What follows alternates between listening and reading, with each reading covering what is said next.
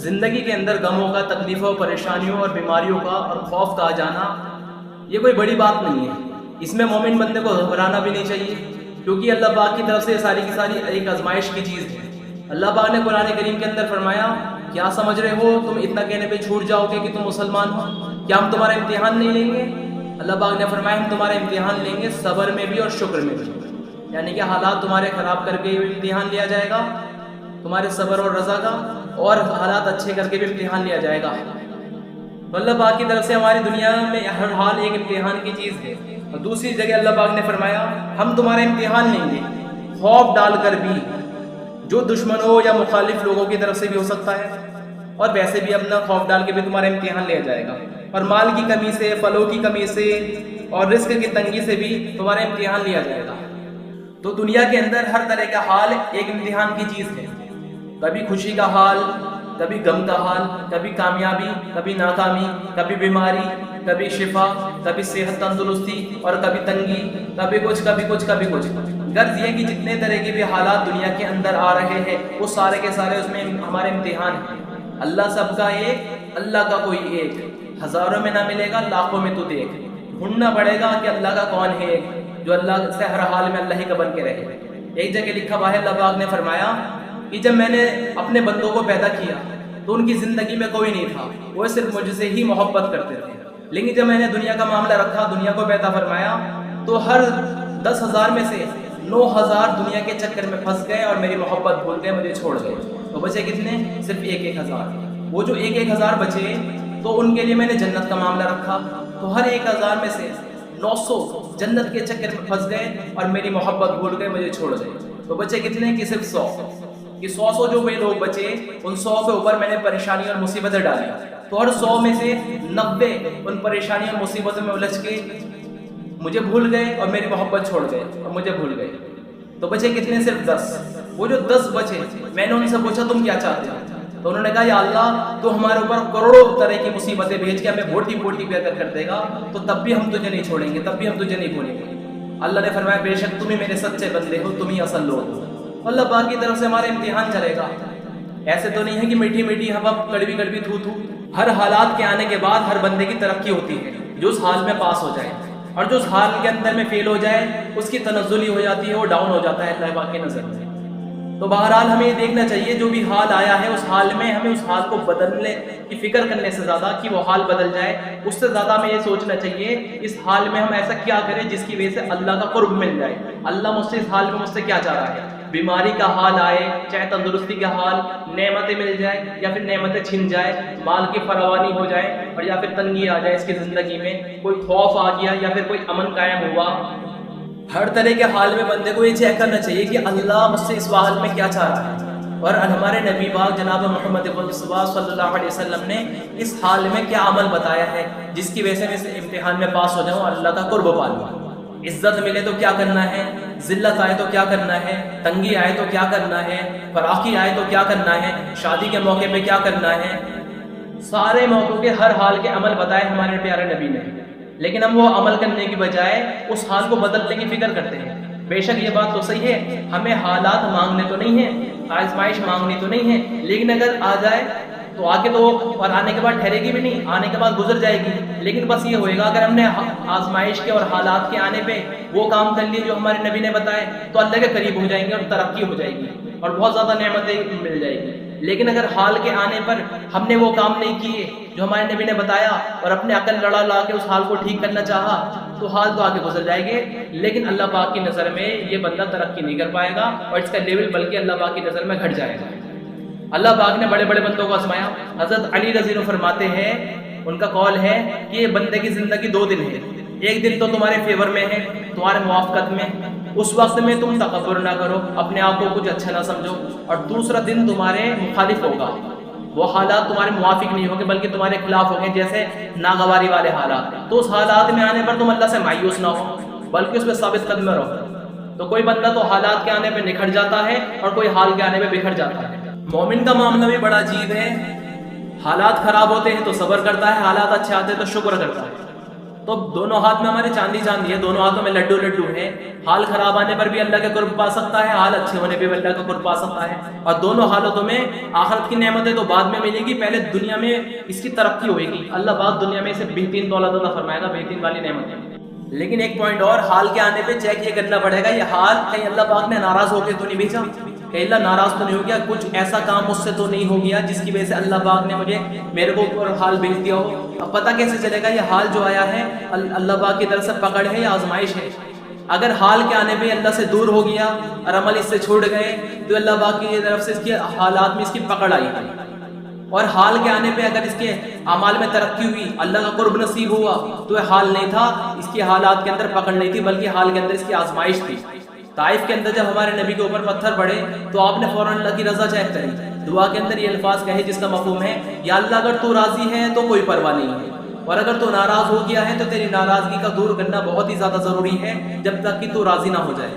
تو اللہ کے رسول بھی حال کے آنے پہ چیک کر رہے کہ اللہ وہاں ناراض تو نہیں ہو گیا، راضی ہے تو کوئی پرواہ نہیں، ناراض ہو گیا ہے تو تیری ناراضگی کا دور کرنا ضروری ہے جب تک کہ تو راضی نہ ہو جائے.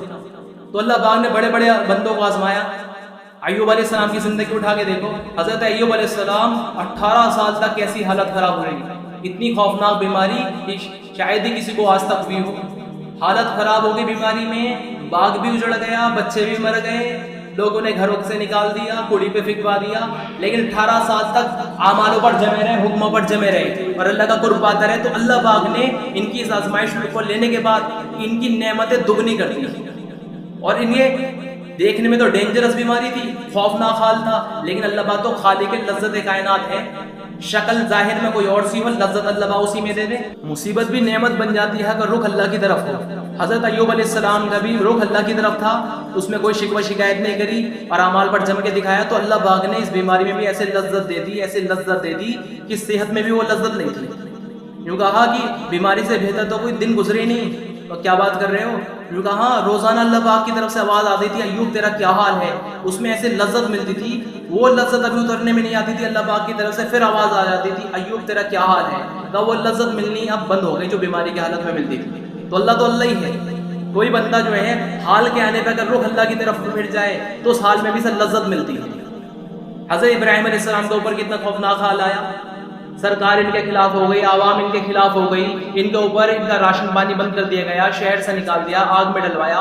لیکن کیا ہوا؟ رخ اللہ کی طرف تھا، صبر کرا، شکر کرا اور حال پہ جم گئے اور اللہ سے راضی رہے تو مصیبت اللہ پاک نے نعمت بنا دی. آگ میں بھی باغ کے مزے لے رہے تھے، تو دیکھنے میں تو شکل بھی خوفناک تھی، اتنی ڈینجرس حالت، لیکن اس میں بھی لذت پا رہے تھے. ایک صحابی حضرت عمران ابن حسین رضی اللہ عنہ 30 سال تک بستر پہ پڑے رہے، فالش کا اثر تھا، اپنا ضرورت سے فارغ ہونے کے لیے بھی اٹھ نہیں سکتے تھے، چرپائی میں ہی نیچے سوراخ کیا ہوا تھا وہیں سے فارغ ہوتے تھے. اتنی خوفناک حالت میں بھی جب لوگ ان سے ملنے کے لیے آئے اور ان کے لیے ان حال دیکھ کے ان کے رونے لگے تو کہنے لگے رو مت، میں تو اس حال میں بھی اللہ سے راضی ہوں جو حال اللہ نے میرے لیے پسند فرمایا ہے. تو اس میں بھی لذت پا رہے تھے صحابہ. کسی صحابی کو جیل کے اندر پہنچا دیا گیا، جیل میں ہے تو جیل میں بھی لذت پا رہے ہیں، حالانکہ جیل میں خوفناک ڈینجرس منظر ہے لیکن اندر میں بھی لذت پا رہے ہیں. حضرت یوسف علیہ السلام کی زندگی ان کے بھائیوں نے نکال دیا، کتنی خوفناک آزمائش ہے اللہ کی طرف سے، بکوائے گئے، الزام مدہ زنا کا، اس کے علاوہ جیل میں پھنسائے گئے، اتنے سارے حالات میں ثابت قدم رہے، رخ اللہ کی طرف ہوا تو اللہ پاک نے مصیبت بھی نعمت بنا دی. ایوب علیہ السلام کے لیے اللہ پاک نے کیا کرا تھا؟ ان کی نعمتیں ڈبل کر دی تھی. ابراہیم علیہ السلام کے لیے بھی اللہ پاک نے اتنی بڑی نعمت دے دی، اپنے پیارے لاڈلے حبیب جناب محمد مصطفیٰ صلی اللہ علیہ وسلم ان کی نسل میں بھیج دیے اور بے شمار نعمتوں سے انہیں نوازا اور اپنا خلیل اللہ بنا لیا، اپنا دوست بنا لیا. اور اسی طرح اللہ پاک نے یوسف علیہ السلام کو کیا کرا؟ اتنی حالات میں نکالنے کے بعد اللہ پاک نے مصر کا بادشاہ بنا کے دکھا دیا اور ان کے بھائی جو ان کے خلاف ہو گئے تھے انہیں بھی پیروں میں لا کے دکھا دیا. تو اللہ ہے. تو مصیبتوں کو نعمت بنانے کا طریقہ یہ ہے کہ رخ اللہ کی طرف پھر جائے. ایسا نہیں کہ حال اگر ہم نیک بن جائیں گے تو حالات کوئی نہیں آئیں گے اور گنہگار ہوئیں گے تو حالات سے بچ جائیں گے. کوئی بندہ کتنا بھی بڑا ولی بن جائے یا پھر کتنا بھی بڑا گنہگار بن جائے، حال تو آ کر رہے گا. ہر حال میں سے اللہ پاک ہر بندے کو آزما کر رہے گا، اچھے حال بھی بھیجے گا، برے حال بھی بھیجے گا. لیکن بس دونوں میں فرق یہ رہے گا، گنہگار بندے پر جب حال آئے گا تو ان کی زندگی پریشان ہو جائے گی، اجیرن بن جائے گی زندگی، دنیا میں رہتے ہوئے جہنم زندگی بن جائے گی اور مصیبتوں کے پہاڑ ٹوٹ اٹھیں گے، ڈپریشن کا شکار ہو جائے گا کہ میرے ساتھ کیا ہو رہا ہے. حتیٰ کہ اللہ پاک کو نعوذ باللہ برے الفاظ اس میں یوز کر لیتا ہے. اور جب بندہ اللہ کی طرف رخ رہتا ہے، جو بندہ نیک ہوتا ہے، حالات اس کے اوپر بھی آتے ہیں لیکن ان حالات میں اسے بھی لذت ملتی ہے، ان حالات میں بھی. اس کی مثال دونوں کی ایسی ہے، ریگستانی علاقے میں کوئی بندہ کھڑا ہوا ہے اور وہاں پہ ریت کا طوفان آیا ہوا ہے اور اس بندے کی آنکھوں میں بھی ریت گھس رہا ہے، کانوں میں بھی ریت گھس رہا ہے، ناک میں بھی، منہ میں بھی، سانس لینے میں دقت پریشانی ہو رہی ہے. ٹھیک، تو یہ مثال ہے گنہگار بندے کی. جب اس گنہگار بندے پہ حال آتے ہیں تو اس کی حالت ایسی ہو جاتی ہے. اور نیک بندے کی مثال بھی ایسی ہی ہے. وہ بھی ریگستانی علاقے میں کھڑا ہوا ہے لیکن اس نے اپنے پروٹیکشن کے لیے، اپنی حفاظت کے لیے چاروں طرف ایک شیشہ کا کمرہ بنوایا ہے. دور سے دیکھنے میں تو وہ کمرہ نظر نہیں آ رہا کیونکہ شیشے کا اپنا دیواروں کا بنا ہوا ہے، آر پار دکھ رہا ہے اس میں بندہ کھڑا ہوا، اس لیے وہ دیوار لوگوں کو چمک نہیں رہی. لیکن ریت کا طوفان اس کے اوپر بھی ہو کے گزر رہا ہے لیکن اس کے اوپر ذرہ برابر فرق نہیں پڑ رہا، وہ اس میں پرسکون زندگی گزار رہا ہے. اسی طرح نیک بندوں کے اوپر حالات جب آتے ہیں تو اس کے لیے شعر بالکل فٹ ہے. طوفان کر رہا تھا میرے عزم کا طواف، دنیا سمجھ رہی تھی کہ میری کشتی بھور میں ہے. تو نیک بندوں پہ جب حالات آتے ہیں تو لوگ سوچتے ہیں کیوں ہو، اس کے اوپر کیا ہو گیا، لیکن یہ پتہ نہیں ہے کہ اس کے اندر میں بھی لذت مل رہی ہے. ایک کشتی پانی میں چل رہی ہے، منزل کے لیے سفر کر رہی ہے، اس چاروں طرف پانی نے گھیر لیا، طوفان آ گیا، پانی کے باؤنڈر میں وہ کشتی پھنس گئی. لوگوں کو لگ رہا ہے کہ یہ ڈوبنے والی ہے اور اس کی حالت خراب ہے، حالانکہ وہ بہترین چلتی جا رہی ہے. اب وہ بونڈر پانی کا اسے ڈبونے کے لیے نہیں آیا بلکہ اس کے ارادے کا طواف کر رہا ہے کہ کتنا مضبوط ارادہ ہے، سمندر کے بیچ میں بھی یہ کشتی کیسے لے کر جا رہا ہے. جیسے موت کے کنویں میں کوئی بندہ بائک چلاتا ہے، کوئی بندہ گاڑی چلاتا ہے تو دور سے دیکھنے والوں کو تو بڑا ڈینجر فیل ہوتا ہو کہ کیسا اس کے ان کے دیکھنے والوں کے دل دھک دھک دھک دھک کر رہے ہوتے ہیں، لیکن جو چلا رہا ہوتا ہے اس کو موت کے کنویں کے اندر بائک اور گاڑی، اس کا دل پرسکون ہوتا ہے. حق کی راہ پر چلنے کی وجہ سے اگر لوگ تمہارے مخالف ہو گئے، خلاف ہو گئے، عوام تمہارے خلاف ہو گئی، تمہارے اپنے تمہارے خلاف ہو گئے، تمہارے اوپر پریشانیوں کے پہاڑ ٹوٹ اٹھے، تمہارے اوپر بیماری اور مصیبتیں آ پڑی، تو اس پر گھبرانے کی ضرورت نہیں ہے. رخ اپنا اللہ کی طرف رکھو، مصیبت نعمت بن جائے گی اگر تمہارا رخ اللہ کی طرف ہے، اور اس پہ بہت زیادہ انعامات اور بہت زیادہ نعمتیں اور بہت ہی زیادہ اللہ کا قرب ملنے والا ہے. اور اس راستے کی نعمتیں ہیں، جس طرح کاجو پستہ بادام ناشتے کی طریقے سے ملتا ہے، اس طرح پہلے دنیا میں اس پر انعامات ملیں گے، پھر آخرت میں بے شمار جو انعامات ملیں گے وہ الگ ہے. جس طرح ایک بندے کا انتقال ہو رہا تھا، اب اس کا انتقال ہوتا مسلمان کا، وہ نیک بندہ تھا تو اسے لگی پیاس، وہ کہنے لگا بھائی مجھے پیاس لگی ہے، پانی چاہیے. تو پانی ڈھونڈا گیا، اس زمانے میں کنویں چلتے تھے، کہیں پر پانی نہ ملا، بیچارہ پیاسا تڑپ تڑپ کے مر گیا. دوسرے کسی علاقے میں غیر مسلم کا انتقال ہو رہا تھا، وہ کہنے لگا بھائی مجھے مچھلی کھانے کا جی چاہ رہا ہے، تو مچھلی پکڑ کے لائی گئی، پکائی گئی، جب اس نے کھا لی پھر اس کا انتقال ہوا. تو فرشتے نے کہا یا اللہ یہ کیسا انصاف ہے، وہ تیرا ماننے والا اسے تو مار دیا پیاسا، اور تیرا جو نہ ماننے والا اس کی مچھلی کی بھی فرمائش پوری کر دی. تو اللہ پاک نے فرمایا وہ جو میرا ماننے والا تھا نا، اس کا ایک گناہ رہ گیا تھا ہمارے پاس، تو ہم نے اس کی گناہ کی سزا اسے دنیا میں دے کے نمٹا دیا، اب آخرت میں اسے کوئی عذاب نہیں دیں گے سوائے اپنی نعمتوں کے. اور وہ جو میرے نافرمان تھا، جو مجھے مانتا نہیں تھا، اس کی ایک نیکی رہ رہی تھی ہمارے پاس، تو ہم نے اس کی نیکی کا بدلہ اسے دنیا میں دے کے نمٹا دیا، اب آخرت میں سوائے جہنم کے اس کے لیے کچھ بھی نہیں. تو نیک بندوں پر اگر مصیبتیں آ رہی ہیں تو اس کے بارے میں غلط گمان بھی نہیں کرنا چاہیے کہ دیکھو ان کے ساتھ کیا ہو رہا ہے. بندہ اگر تم نے ایسا کرا تو تم اللہ پاک کی نظر میں ذلیل ہو جاؤ گے، رسوا ہو جاؤ گے اور کچھ بھی نہیں ملے گا، اور تمہارا حشر انہی لوگوں کے ساتھ ہوگا جو لوگ ان کے دشمن ہو چکے تھے، جو مخالف لوگ ہوتے ہیں اللہ کے دین پر چلنے والوں کے، جو لوگ مخالف ہوتے ہیں. اگر تم نے بھی انہی کی تعریف کری اور جو نیک بندے ہیں ان کی برائی اگر تم نے کر لی تو تمہارا حشر بھی انہی کے ساتھ ہوگا جن کا ساتھ تم دے رہے ہو. روایت میں ہے کسی مومن کے اگر کوئی کانٹا بھی چبھتا ہے یا کوئی اسی طرح کی بیماری، پریشانی، تنگی اور ناگواریاں اس کے اوپر جتنی پیش آتی ہیں، اس کی وجہ سے اللہ پاک اس کے گناہ معاف کرتے ہیں، اور ایک روایت میں اللہ پاک کی طرف سے اس کے لیے ایک درجہ بلند ہو جاتا ہے. اور ایک روایت میں ہے ہر بندے کے لیے اللہ پاک نے ایک درجہ مقرر کر رکھا ہے، اور وہاں پر وہ اپنے عمل کر کے اس درجے تک نہیں پہنچ پاتا، تو اللہ پاک اس کے اوپر پریشانی اور مصیبت بھیجتا ہے تاکہ وہ اس پر صبر کرے اور اللہ پاک اسے وہ مقام عطا فرما دے. اس وقت اللہ پاک کی طرف سے جو ایک زبردست امتحان آیا ہوا ہے، سورہ بقرہ میں اللہ پاک نے فرمایا ہم تمہارے امتحان لیں گے خوف ڈال کر، دشمنوں کی طرف سے بھی ہو سکتا ہے اور بیماری وغیرہ کی طرف سے بھی. اسی طرح اس وقت میں ایک خوف کا عالم ہے، بیماری کا خوف چھایا ہوا ہے، حکومت کا خوف چھایا ہوا ہے، وہ اس وقت میں بھی ہمارے امتحان ہے. یہ ایسے نہیں کہ اپنے آپ ہو رہا ہے، کچھ بھی جو کچھ ہوتا ہے اللہ کے چاہنے سے ہوتا ہے.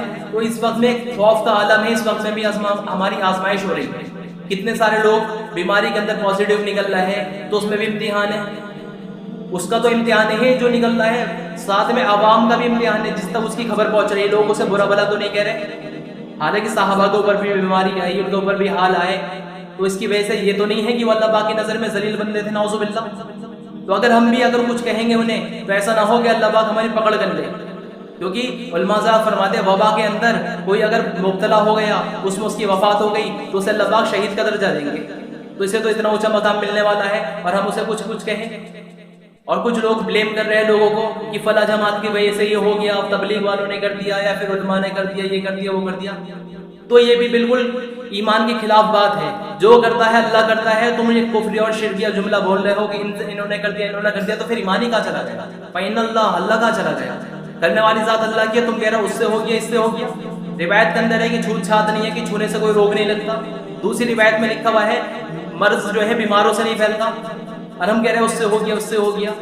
دیکھو احتیاط تو ضروری ہے، لیکن اس کے اندر اپنا عقیدہ خراب کر دینا۔ اور روایت کے اندر میں بھی بات ملتی ہے کہ جس جگہ وبا پھیل جائے تو اس جگہ کوئی نہ پہنچے، اور جس جگہ وبا پھیلی ہوئی ہو اس والے علاقے والے کسی اور جگہ نہ پہنچے۔ تو لوگ بھی اس کا غلط مطلب نکال رہے ہیں، لوگ سوچ رہے ہو اس وجہ سے کہا تھا کہ بیماری پھیل جائے گی، نہیں، وہ اس وجہ سے نہیں کہا تھا، وہ اس وجہ سے کہا تھا تاکہ لوگوں کا عقیدہ خراب نہ ہو۔ مثال کے طور پہ کسی بندے کی بیماری لکھی ہے کہ آج وہ 5 بجے بیمار ہوئے گا، تو اس وقت میں وہ وبا والے علاقے میں پہنچ گیا، تو لوگ کیا کہیں گے کہ دیکھو وہاں پر گیا تھا اس وجہ سے بیمار ہو گیا، حالانکہ بیماری تو اس کی طے تھی۔ اور یا پھر کوئی وبا والے علاقے کا بندہ دوسرے والے علاقے میں پہنچ گیا اور اس جگہ وبا آنی طے تھی، تو لوگ کیا کہیں گے اس نے آگے بیماری پھیلا دی۔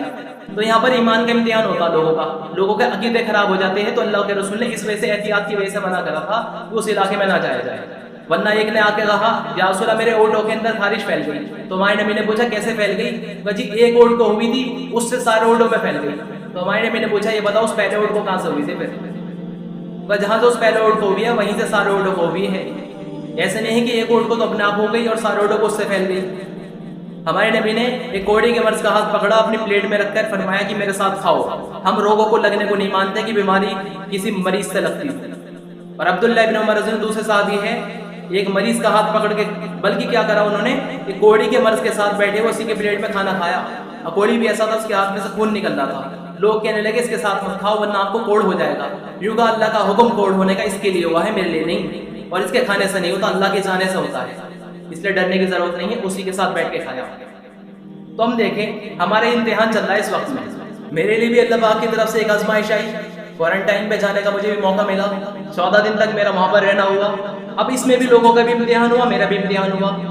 جو اپنے تھے، جو محبت کرتے تھے، ان کا امتحان یہ ہوا کہ اس میں میری حالت دیکھ کر، کیونکہ کنڈیشن ایسی تھی، خوف کا سا عالم تھا، میری کنڈیشن دیکھنے کے بعد وہ اللہ کو جزا بزا تو نہیں کہہ رہے تھے کہ اللہ تو نے کیا کر دیا، کیا کر دیا، کیا کہہ دیا، یا پھر اس حال میں بھی اللہ سے راضی تھے، اللہ کی طرف رجوع کر رہے تھے۔ اور دشمنوں کا امتحان یہ تھا، جو لوگ ہمارے خلاف ہوتے ہیں ان کا امتحان یہ تھا کہ وہ خوش تو نہیں ہو رہے تھے۔ صحابہ اکرام تو دشمنوں کے اوپر بھی اگر کوئی حالات آتے تھے اس پہ بھی خوش نہیں ہوتے تھے۔ یہ ایمان کی صفت ہے، مومن کی ایک ایمان کی صفت یہ ہوتی ہے، اگر دشمنوں کے اوپر بھی حال آئے تو اس پہ خوش نہیں ہوتے۔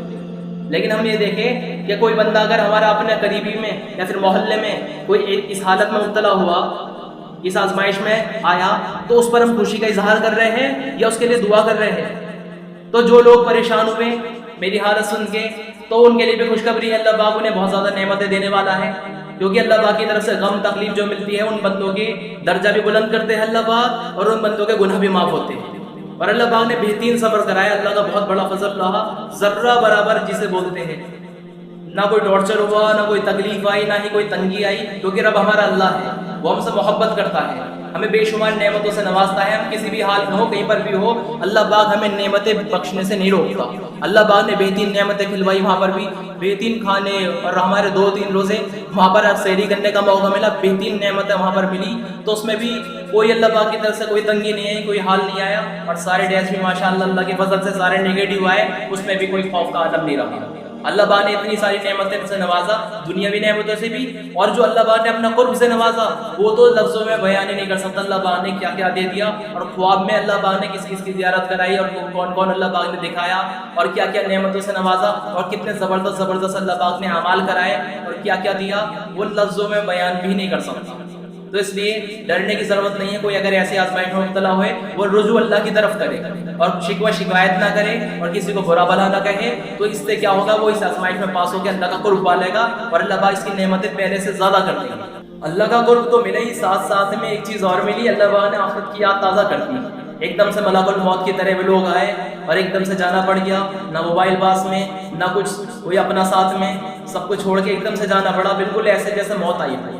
اور جاتے ہوئے اور پھر وہاں پر جا کر وہاں پر بھی کسی سے ملنا جلنا نہیں ہو پا رہا تھا، کوئی اگر آ رہا تھا تو اس سے تو مل سکتے تھے لیکن باہر جا نہیں سکتے تھے، لیکن وہاں پر بھی رہ کر ایسا تھا جیسا قبر کا منظر، قبر میں کوئی بندہ پڑا ہوا ہے، اپنی اپنی قبر پہ موجود ہے، کہیں پر کسی سے مل نہیں سکتے، بس انتظار میں کوئی اپنا آئے، جیسے قبر والے انتظار میں رہتے کوئی ہمارے لیے ایصال ثواب کر کے ہمیں ثواب پہنچائے، اسی طرح وہاں پر بھی لوگ انتظار میں تھے کوئی اپنا آئے اور کچھ نعمتیں ہمیں سامان پہنچا کے جائے، اسی طرح لوگ انتظار میں تھے۔ ایک میدان محشر کا سا منظر تھا، جیسے میدان محشر میں نفسا نفسی کا عالم ہوگا، کسی کی سفارش چل نہیں پائے گی جلدی سے سوائے جس سے اللہ چاہے اس کی، اسی طرح وہاں پر بھی کسی کی سفارش چل نہیں پا رہی تھی، لوگ اپنے جو قریبی تھے وہ چاہ رہے تھے کسی طرح جلدی سے واپس آ جائیں، کیونکہ سارے ٹیسٹ بھی ماشاءاللہ پہلے سے بھی نگیٹو تھے، بعد وہاں پر بھی نگیٹو رہے جتنے بھی ہوئے اور کوئی ٹارچر نہیں کرا گیا، لیکن پھر بھی ایک اللہ تعالیٰ نے آخرت کی یاد تازہ کری، زبردست قرب ملا، اور وہاں پر بھی بہت اچھا میسج پہنچا، وہ لوگ بھی بہت ہی زیادہ خوش ہوئے اور ہمیں بہت اچھا میسج ملا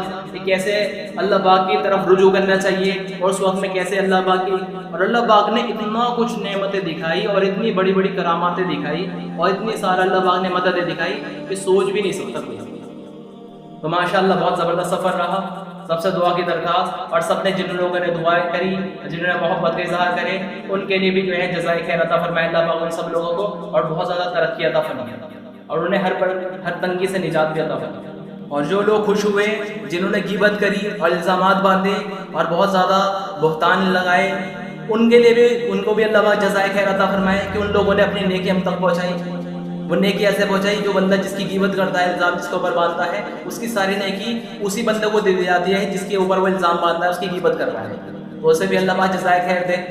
انہوں نے بھی بہت زیادہ ہمارے اپنی نیکی دینا کوئی آسان بات تھوڑی ہے، تو ہمیں نیکی دے دی، اس پر بھی اللہ پاک انہیں ان کا بھلا کرے اور اللہ پاک ہم سب کو ہدایت عطا فرمائے، ساتھ میں ان لوگ۔ اب ساری بات کا لب و لباب بس یہی ہے، جسے رب رکھے اسے کون چکھے، فانوس بن کے جس کی حفاظت ہوا کرے، وہ چراغ کیا بجھے گا جسے روشن خدا کرے۔ تو جب اللہ پاک کسی کی حفاظت کرنے پہ آتا ہے، اسے کوئی پوری دنیا مل کے کچھ کر نہیں سکتی، اور جب اللہ ہی نہ کرنا چاہے تو سارے کا سارے مل کے اسے بچا نہیں سکتے۔ تو جو اللہ چاہتا ہے وہ ہوتا ہے، اور جو اللہ پر توکل کر لیتا ہے اللہ اس کے لیے کافی ہو جاتا ہے، اور اللہ پاک اسے ہر مصیبت میں سے نجات عطا فرما دیتا ہے۔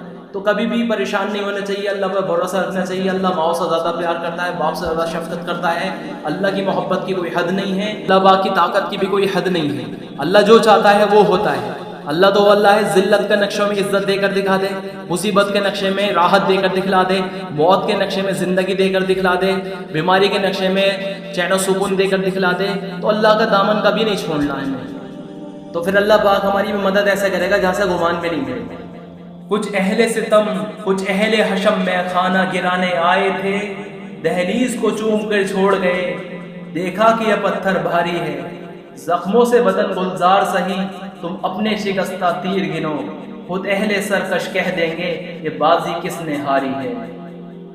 گگن کو ضد ہے جہاں بجلیاں گرانے کی، ہمیں بھی ضد ہے وہیں آشیاں بنانے کی، طوفان کر رہا تھا میرے عزم کا طواف، دنیا سمجھ رہی تھی کہ میری کشتی بھور میں ہے،